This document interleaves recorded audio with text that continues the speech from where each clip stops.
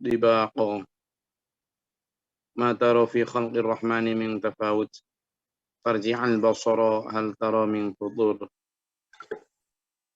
ثم ارجع البصر كرتين ينقلب إليك البصر خاسئا وهو حسير. Kehebatan, keluar biasaan Allah itu kalau kita teliti ya, kita dibantu juga oleh orang-orang yang bahkan non-muslim ya, di dalam membuktikan kebenaran Quran. Sains juga sudah membuktikan bahwa Al-Quran itu benar, terutama dalam hal alam semesta ini, termasuk penciptaan alam, kemudian bagaimana kondisi makhluk-makhluk yang ada di dalamnya, termasuk ketika Quran menerangkan dua lautan yang bertemu itu, bahwa ini yang satu mil'un ujajun itu, ya, yang satu berasin, yang satu tawar dan bertemu di satu tempat tapi tidak satu. Itu waktu itu ya belum ada yang tahu, tapi ternyata benar-benar ada itu. Di daerah Laut Merah sana ada air yang benar-benar tidak bercampur, satunya asin, satunya tawar. Dan itu ada di banyak tempat, ternyata tidak hanya di sana. Di daerah Tuban, Jawa Timur sini itu ada ternyata. Di tempat yang di satu lautan itu ada sumber air yang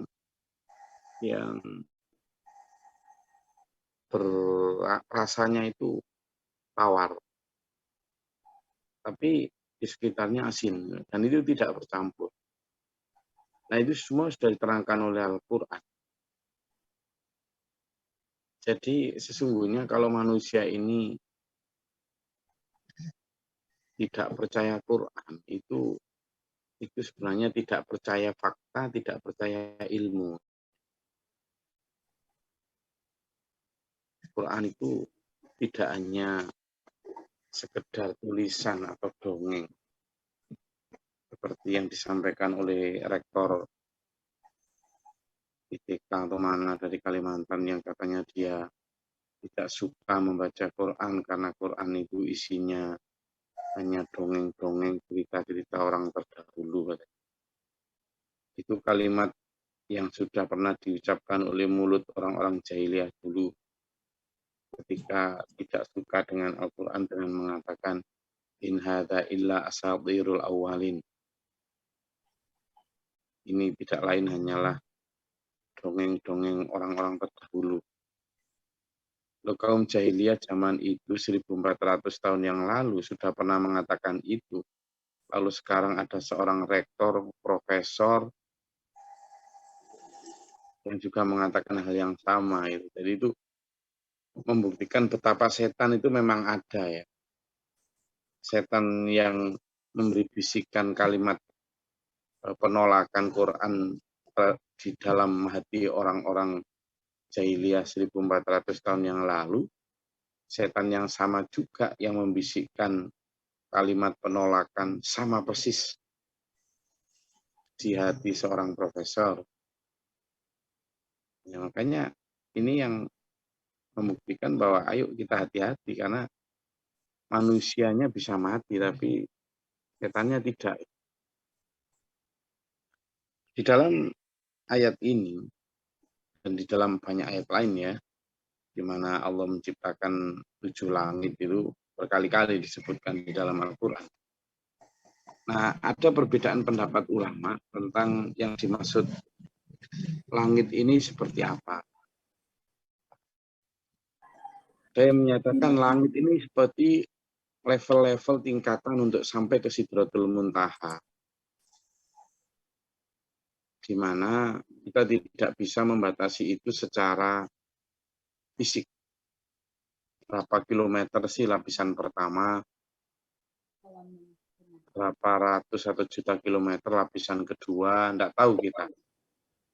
Jadi tafsir dari sab'a samawatin atau 7 langit ini benar-benar bicara tentang alam.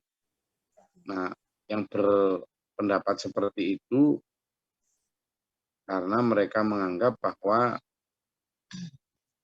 dalam Isra Mi'raj Nabi Muhammad SAW diperjalankan Allah itu melalui beberapa tingkatan langit itu.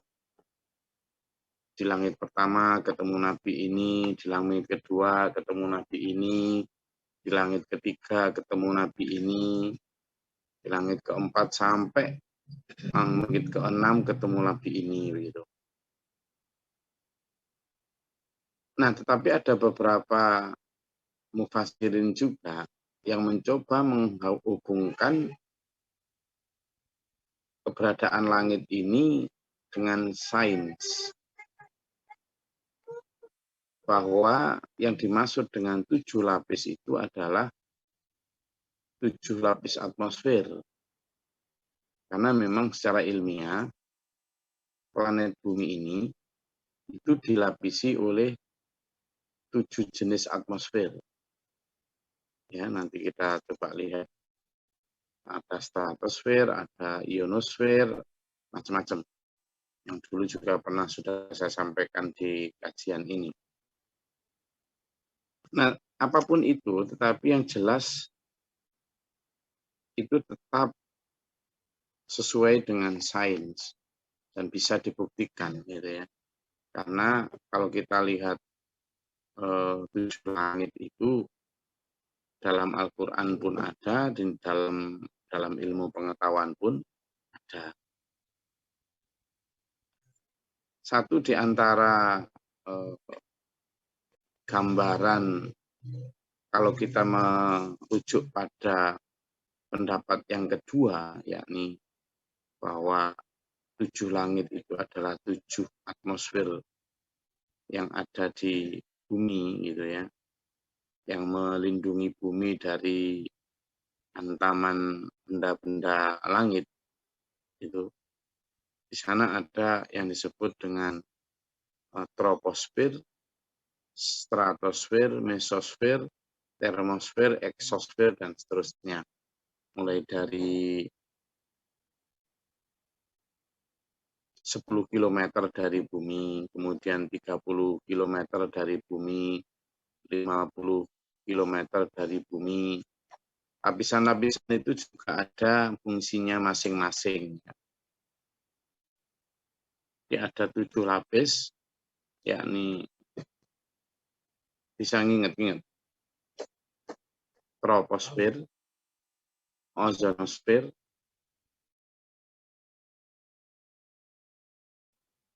termosfer, ionosfer, dan eksosfer.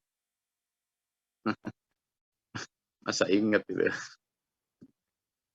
Jadi itu pelajaran dulu dan sampai sekarang masih memang 7 lapis itu ya. Dan masing-masing itu mulai dari ketinggian, kalau bagian terluar ya, bagian terluar itu sampai 960 km atau hampir 1000 km dari bumi. Itu adalah eksosfer. Nah, kalau kita lihat itu ya memang sangat jauh ya dari bumi. Dan masing-masing itu fungsinya memang benar-benar untuk melindungi bumi. Untuk melindungi bumi, betul. Jadi kita bisa lihat dua tafsir itu ya. Satunya bicara tentang bagaimana langit itu dimaknai sebagai sebuah alam ya, alam yang berbeda. Jadi, karena berdasarkan pada peristiwa di mana Nabi Muhammad Shallallahu Alaihi Wasallam menjalani Isra wal Mi'raj, itu. Kemudian yang kedua adalah lebih kepada ilmiah, di mana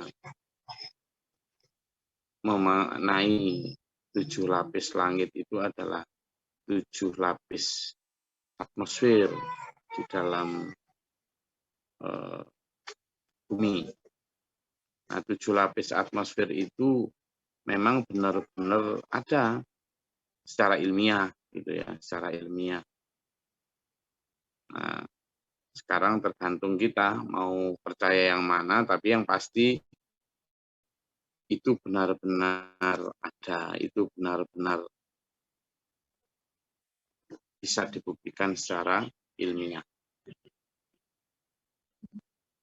Coba ya, saya tunjukkan gambarnya,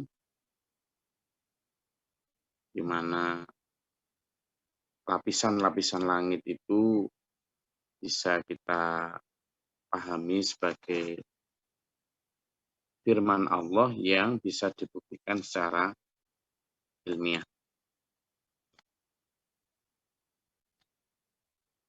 Oke, sebentar.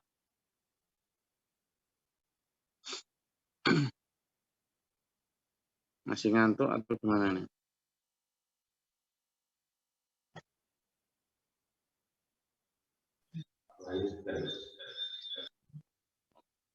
Biasanya yang ngomong itu yang ngantuk itu.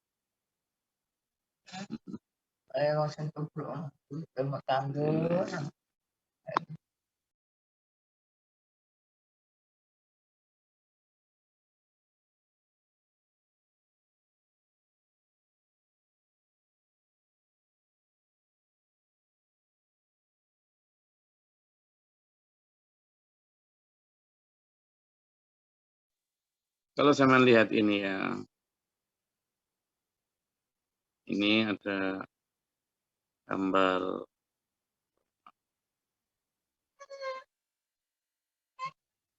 ini 7 langit yang kalau kita lihat di sini mulai dari yang tampak ini adalah yang di atas 10 km ya, yang disebut sebagai troposfer.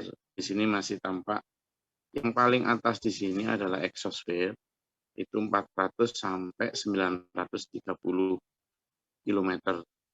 Nah, termosfer, mesosfer, stratosfer, ada troposfer, dan di bawah ini, di antara termosfer ini ada namanya ionosfer, dan ada 7 lagi. Nah, kalau kita lihat ini memang lapisan-lapisan yang dibuat oleh Allah, diciptakan oleh Allah, akan membakar apapun yang akan menghantam bumi, sehingga tidak sampai ke bumi. Ini canggihnya ciptaan Allah. Karena kalau tidak ada lapisan-lapisan ini, maka bumi ini sudah musnah sejak lama.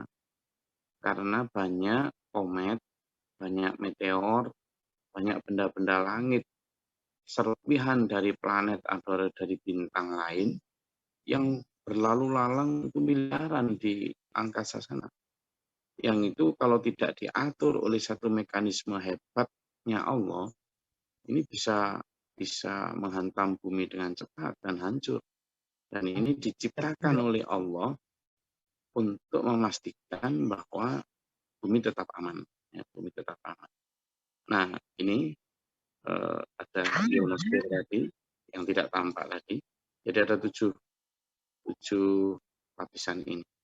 Mulai dari yang paling bawah ini sampai mesosfer, ini lapisan keempat, kemudian termosfer lapisan kelima, ionosfer lapisan ke-6, kemudian stratosfer, ini lapisan ke-7.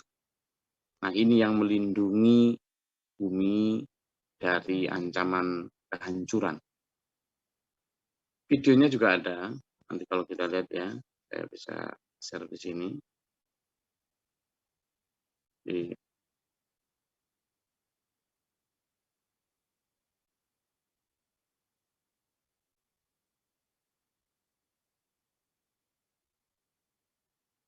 kalau kita lihat di sini, Jadi ini kalau kita lihat nih, nah, ini bumi ya, ini bumi.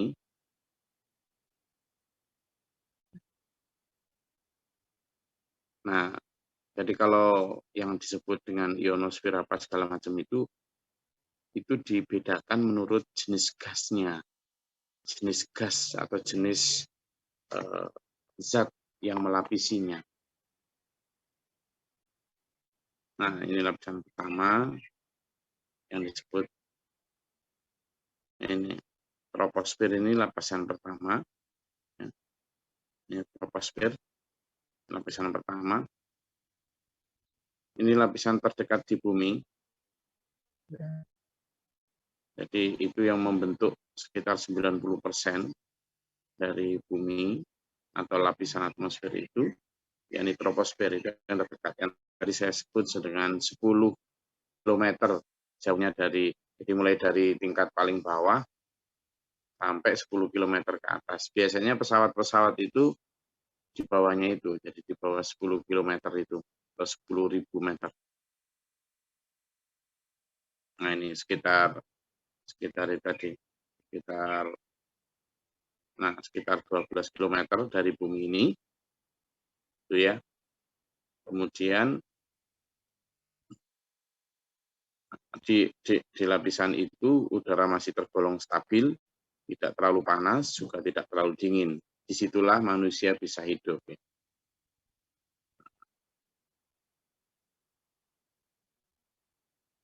Nah, di dalam lapisan troposfer tadi itu, disitulah gas-gas yang dibutuhkan manusia seperti oksigen, kemudian karbon dioksida yang dikeluarkan oleh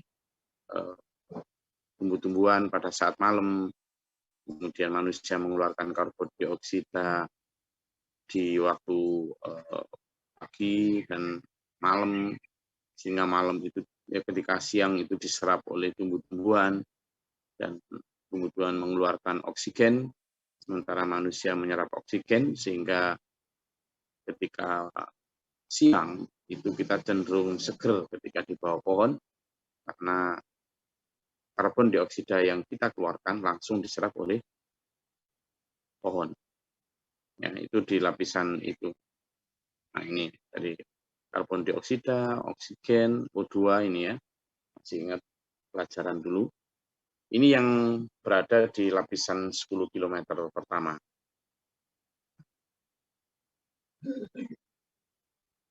Misalnya kayak hujan, petir, segala macam itu terjadi di lapisan paling bawah ini. Lapisan troposfer. Ya. Nah, sementara kemudian setelah itu ada lapisan kedua, yakni stratosfer. Ya, ini kita bicara ini ya, ilmu yang kita hubungkan dengan sab'a samawatin tibaqah tadi. Dan di setiap itu tidak ada keretakan. Tadi Allah berfirman, "Ma tara fi khalqir rahmani min tafawut." Cobalah lihat kembali. Arji'il basar hal tara min futur. Maka kembalilah pandangan kamu melihat. Tidak ada yang terletak-letak, cacat, tidak ada itu. Nah, yang stratosfer, lapisan kedua, itu antara 12.000 meter atau 12 km sampai 60 km. Ya. Nah, stratosfer inilah yang menyimpan lapisan ozon. Lapisan ozon ini yang melindungi manusia dari sinar ultraviolet matahari.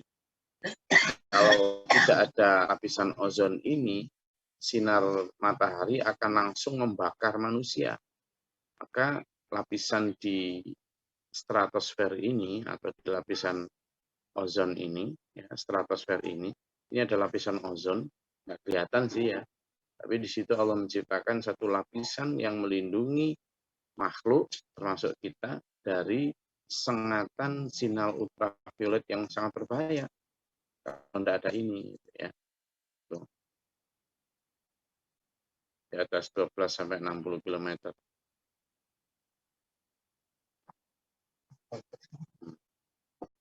Kalau tidak ada sinar, tidak ada lapisan ozon tadi, ini bumi bisa terbakar ini. Hmm. Para sisternya ini. Nah, di lapisan ketiga ada yang disebut dengan lapisan mesosfer. Lapisan mesosfer ini ya, suhu udara sudah semakin ya, jadi suhu juga sudah tidak stabil, tekanan udara juga tidak stabil. Jadi setiap 100 meter itu sudah turun 0,4 Celcius ini. Jadi semakin tinggi ke atas semakin dingin.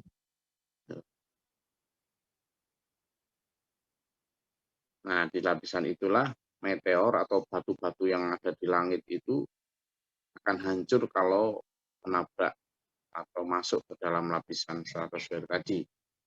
Itu sudah diciptakan Allah. Kemudian di atasnya lagi, yang lapisan keempat ada yang disebut termosfer. Bukan termos ya. Bukan termos, nanti tidak bisa termos. Itu dandang fair, wajan fair gitu, jangan. Kita ngobrol ini dulu. Ya, ini termosfer. Ini, nah, di situ ada temperatur yang tinggi. Tadi sudah di atas 100 km ya. Lalu yang kelima ada exosfer. Nah, di lapisan exosfer, lapisan kelima itu justru gas utama pembentuknya adalah hidrogen. Sehingga tidak mungkin manusia bisa bernafas atau di situ, karena di lapisan itu sudah penuh dengan cairan hidrogen. Dan di situ lapisan udara sudah sangat tipis, sehingga manusia wajib untuk memakai tabung oksigen, karena manusia tidak bisa menghirup itu kecuali mati. Sehingga kalau ada astronot atau apa yang ada di sana, yang dihirup adalah hidrogen kalau tidak membawa alat ya.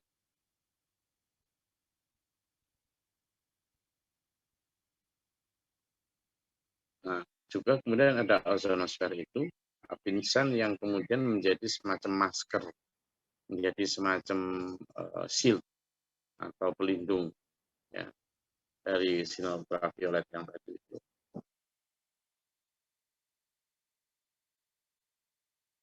Nah, lapisan di sini inilah yang seringkali dibolongi manusia akibat rakusnya manusia terhadap eksplorasi bumi.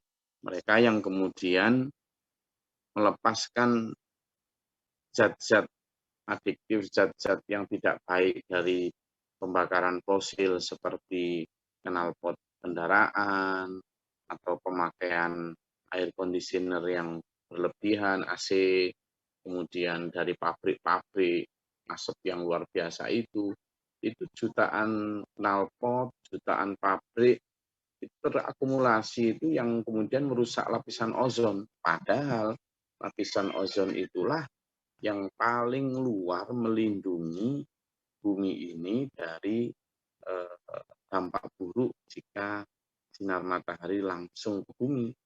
Sehingga dengan banyaknya lapisan ozon yang bolong, itulah kemudian makin hari suhu bumi makin panas.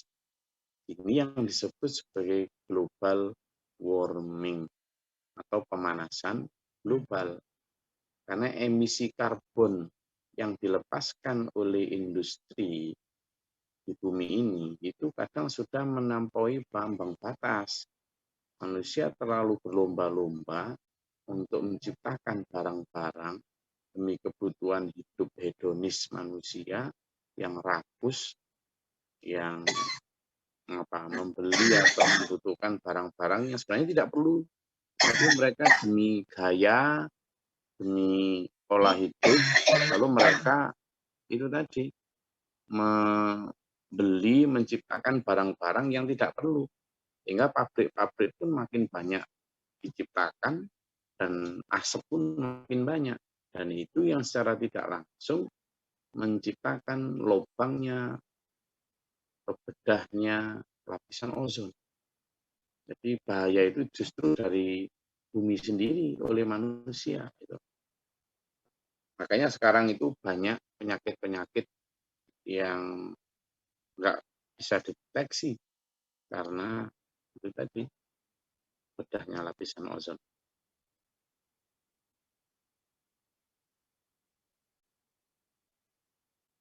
Nah, di atas itu ada yang disebut ionosfer. Jadi kalau misalnya kelihatan gitu ada dinding seperti ini ya, ada lapisan seperti ini, indah sekali ya. Allah menciptakan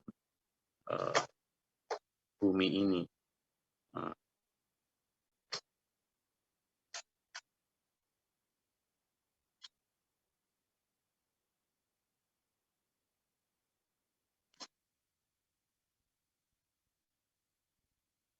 lapisan itulah yang bisa memantulkan gelombang radio radian ionosfer tadi itu. Sehingga ketika kita berkomunikasi, kemudian satelit memantulkan kembali. Jadi kalau sampean misalnya ya pakai Google Map atau sampean ya sekarang kayak kita gini nih, kita pakai Zoom kayak gini nih. Ini gimana wajah saya, suara saya, sampean bisa dengar baik di Singapura, di Malaysia, di Australia, di Kalimantan. Gimana caranya? Ya suara saya ini mantul ke atas dulu, kemudian ditangkap oleh lapisan tadi, lalu secara luar biasa ditangkap lagi oleh teknologi satelit, lalu diantarkan ke sampean dimanapun sampean berada, yang berada di satu gelombang atau frekuensi. Dari situlah kemudian kita bisa berkomunikasi seperti ini. Ya. Itu fungsi dari lapisan ionosfer tadi. Nah, itu 7 langit yang ada di dalam sains. Nah, sekarang saya ingin juga tampilkan ke sampean, itu 7 langit secara ilmiah ya. Tapi ada juga 7 langit yang menurut gambaran beberapa ulama yang ahli tafsir menyatakan seperti ini. Di lapisan pertama, langit pertama, Nabi Muhammad ketemu Nabi Adam. Lalu di langit kedua, Nabi Muhammad ketemu Nabi Yahya dan Isa. Kemudian di langit ketiga, Nabi Muhammad ketemu Nabi Yusuf. Di langit keempat, Nabi Muhammad ketemu Nabi Idris. Di langit kelima, Nabi Muhammad ketemu Nabi Harun. Di langit keenam, Nabi Muhammad ketemu sama Nabi Musa. Lalu kemudian di langit ketujuh hampir mau mencapai Lauhul Mahfuz, hampir mencapai tapi belum sampai Sidratul Muntaha. Nabi Muhammad ketemu Nabi Ibrahim alaihissalam. Jadi itu menurut perjalanan Isra Mi'rajnya Nabi Muhammad SAW. Sehingga mulai dari Nabi Adam di langit pertama, Nabi Yahya dan Isa di langit kedua, Nabi Yusuf di langit ketiga, Nabi Idris di langit keempat, Nabi Harun di langit kelima, Nabi Musa di langit keenam, dan Nabi Ibrahim alaihissalam di langit ketujuh.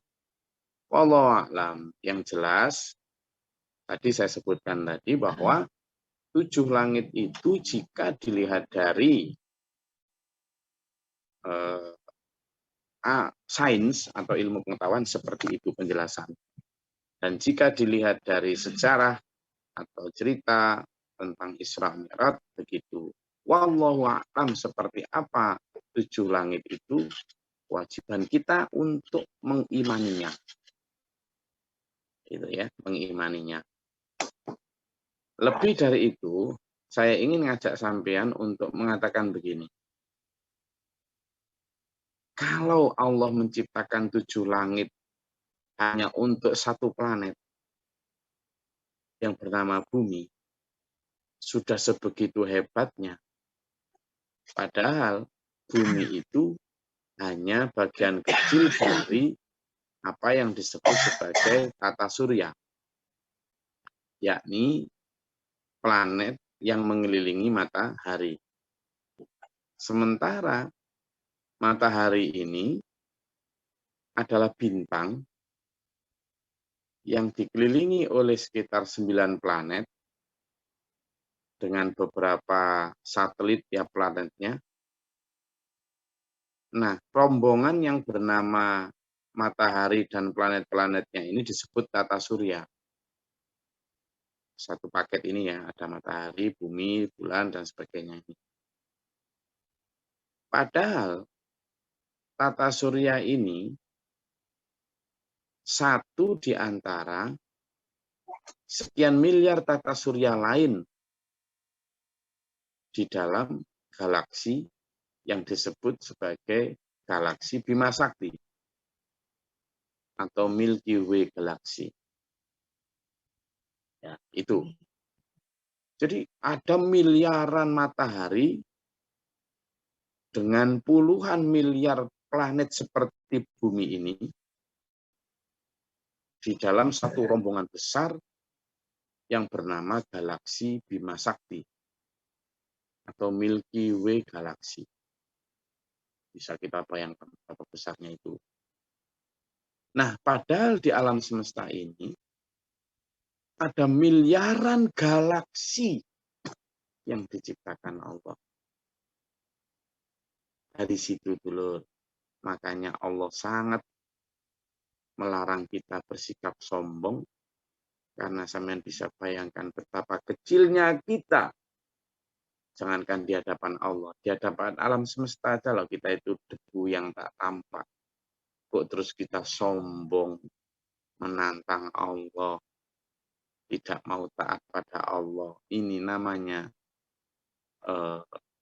kladuk dugo. Orang duwe dugo, kladuk apa ibaratnya? Kladuk dugo, orang duwe kladuk wani lah itu. Orang duwe dugo, kladuk wani. Jadi kita itu sudah benar-benar melampaui batas. Makanya Al-Quran sering mengatakan bahwa manusia itu melampaui batas.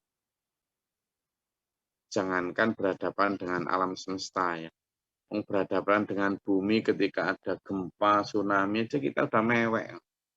Amerika Serikat sampai saat ini tuh tidak pernah bisa mengatasi atau mencegah terjadinya topan badai. Malah manusia itu lebih bisa menciptakannya. Jadi manusia sekarang sudah bisa menciptakan badai, menciptakan tsunami, menciptakan gempa. Sekarang manusia bisa. Jadi manusia itu lebih bisa menciptakan kerusakan daripada mencegah kerusakan. Nggak ada yang bisa mencegah meletusnya gunung. Nggak ada yang bisa mencegah tsunami alami. Tapi malah justru bisa menciptakan tsunami. Dengan ledakan termonuklir di bawah laut, tsunami terjadi. Jadi manusia ini ya begitulah. Seperti yang diprediksi oleh malaikat dulu. Ataja'alu fiha, mayyufsiku fiha, mayyufsitu fiha, wa yasfiqud dima. Kenapa sih kesenangan menciptakan manusia yang hanya akan merusak bumi dan menumpahkan darah? Wa nahnu nusabbihu laka wa nuqaddisu lak. Sementara kami ini selalu bertasbih dan menyucikan engkau. Gitu. Tapi kata Allah, inni a'lamu ma la ta'lamu. Sudah. Kemudian malaikat pun subhanaka la ilma lana illa ma 'allamtana innaka antal alimul hakim. Jelas nggak, Dulur? Wah, saya dongeng ngantuk semua ini jangan-jangan. Ada yang tanyakan? Silakan.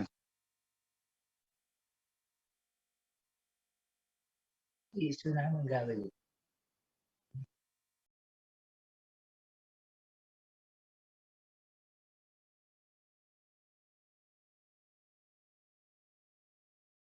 Silakan, ada yang tanyakan? Ada, Gus. Balik Dul, monggo. Ini Untuk apa? mana wajahnya kok nggak kelihatan? Wajahnya kok nggak kelihatan Balik Dul ini? Mana ini? Kelihatan untuk dulu. apa sih, Gus? Tuhan membuat itu, Gus? Masih itu sebentar. Ya, untuk membuat galaksi yang besar-besar, yang banyak-banyak kecil-kecil itu. Untuk apa? Lalu gini, Gus. Kok cara Allah mengatakan kok enggak anna khalaqo, kok enggak gitu seperti tabaraka tadi itu. Anna khalaqa sab'a samawati kok kayak gitu, Gus. Jadi Seperti tabarakalladzi biyadil mulku itu kan itu pernyataannya malaikat seperti pernyataannya Rasul kok kan tabaraka apa itu anna khalaqa sab'a samawati anna khalaqa anna khalaqal mauta wal hayata kok kayak gitu, Gus. ya, jadi yang pertama kalau ditanya untuk apa Allah menciptakan yang banyak-banyak itu. Kita ini kata Allah, wa ma utitu minal ilmi illa qalil. Dan tidaklah diberikan ilmu Allah itu kecuali sangat sedikit. Sehingga apa yang terjadi di planet lain kita juga tidak tahu. Di sana padahal ada makhluk juga. Bisa jadi di sana juga ada drama kehidupan seperti di bumi. Dengan cerita yang berbeda.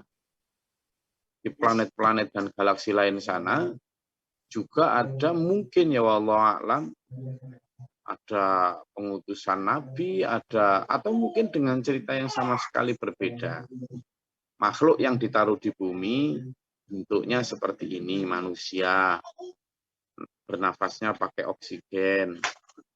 Wallahu a'lam di planet-planet di galaksi lain sana mungkin Allah menciptakan makhluk yang tidak terbuat dari tanah, tidak terbuat dari sperma, mungkin bernafasnya juga tidak oksigen, bisa jadi malah dengan karbon dioksida, wallahu a'lam.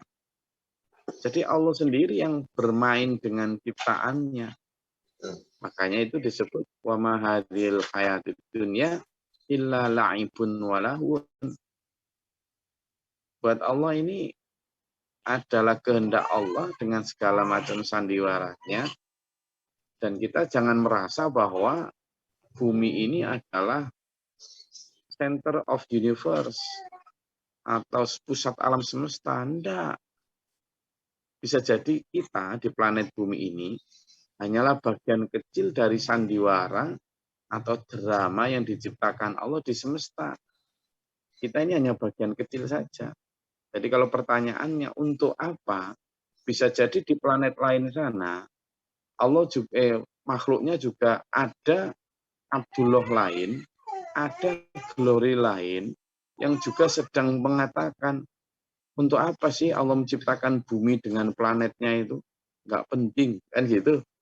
Jadi ketika kita mempertanyakan pentingnya planet-planet lain, bisa jadi di planet-planet sana, makhluknya juga sedang mempertanyakan apa sih pentingnya manusia di bumi itu hanya bikin kerusakan toh itu. Jadi ini menjadi rahasia Allah. Yang kedua, kalau pertanyaannya adalah kenapa Allah mengatakan tidak ana saja? Di dalam Al-Quran, itu kadang Allah juga mengatakan ana rabbukum. Misalnya, aku Tuhanmu. Kadang memakai kalimat begitu. Kadang pakai kalimat nahnu. Misalnya, nahnu nazzalna Al-Quran. Kami yang menurunkan Al-Quran. Nah, ketika kami menurunkan Al-Quran, maka Allah memakai nahnu. Karena dalam menyampaikan Al-Quran itu, Allah kerap kali mengutus malaikat Jibril untuk menyampaikan wahyu. Sehingga memakai perantara malaikat Jibril. Kemudian misalnya, nahnu narzuqukum. Kami yang memberi rezeki kamu. Tidak ana gitu Allah. Memakai kalimat itu karena Allah memberi rezeki juga lewat usahanya manusia. Misalnya begitu. Tapi ujungnya Allah. Jadi kalimat-kalimat itu disesuaikan dengan konteksnya. Tapi ujungnya adalah semua aku Allah. Karena semuanya dari aku. Ya. Saya rasa itu kajian kita. Kalau kita teruskan waktunya habis. Kasihan yang pegawai negeri, yang pegawai swasta, yang harus berangkat kerja. Jam 6. Kalau saya sama Pak Lekdul ini kan pegawai sawit. Sehingga jam 10 ya enggak apa-apa berangkat ya. Oke, saya rasa itu kajian kita pada pagi hari ini. Semoga Allah merahmati meridai kita, menuntut kita dalam siratal mustaqim, dalam kesabaran, keikhlasan, sehat jasmani rohani, Amin. selamat dunia akhirat. Amin. Allahumma sholli wa sallim wa barik ala sayyidina Muhammadin. Amin. Allahumma fir lil muslimin wal afiyah. Astagfirullahaladzim. Allahumma atina fi man hadaita wa afina fi man afaita wa lana fi man tawallait wa barik lana fi ma ataita wa qina syarra ma qadaita innaka taqdi wa la yuqda 'alaika wa innaka rabbana wa ta'ala. Astaghfiruka wa atubu ilaika. Sallallahu sayyidina. Allahumma dafa'na al-bala wal waba wa qadil hasdina min al-jinni wa syaitan jin kufar. Rabbana natina wa lina sabina min qawmi dhalimin. Rabbana wa la taj'alna fi qawmi dhalimin. Allahumma rfa' darajatana fi dunya wal akhirah. Husnul khatimah. Rabbana amana faktubna ma'a syahidin. Rabbana la tuzigh qulubana ba'da idh hadaytana wa hab lana min Rabbana inna sami'na munadiyan yunadi lil imani an aminu bi rabbikum fa amanna.